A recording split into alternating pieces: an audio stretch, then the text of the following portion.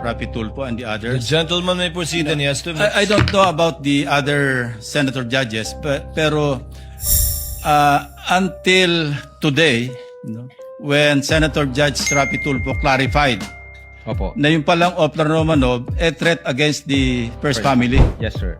Ang impression ko since last week, nung pag-uusapan natin yung Oplan Romanov, threat ito against the Vice President. And since sabi nyo, part ng investigation ninyo, open source, di ba? Yes, sir. Opo. Yung bang speech ni Mayor Baste Duterte sa Maisog, naging part ba ng open source nyo yun? Part ng In this particular investigation that you conducted? hindi po siya nag-form part as... So kulang yung inyong open source information. Hindi po kami nakafocus sa Romanov, Your Okay. Honor. Okay. Was it also your impression na yung threat do sa Romanov was directed against VP Sara until today? I don't... Please be honest. Yeah. Don't be ashamed. No? Yeah, I don't think so, Your Honor. Kasi unang-una, ang context ng Operation Romanov against the first family. I know. So it definitely against the president and his family, Your Honor. Ngayon, nung tinanong ho siya ni Princess Maui, doon nga kami nagtaka. Anong ibig sabihin ng Romanov? Anong context niya ng Romanov? Bakit against sa Vice President?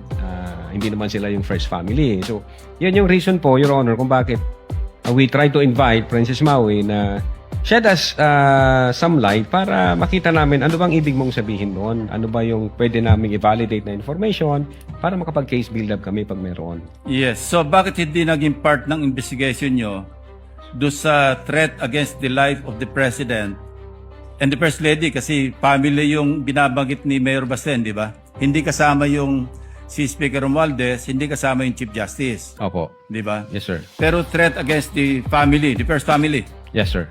as mentioned by Senator Judge Rapi Tulfo. Yes, Your Honor. So, ang sabi mo, hindi naging part ng investigation nyo do sa inyong investigation report or sa affidavit of investigation, yung open source ng Maisog. Hindi po siya Speech. nakasama. Bakit hindi napasama? Open source din yun eh. That could reinforce yung inyong theory o yung conclusion nyo na meron talagang serious threat against The first family. the President and the others.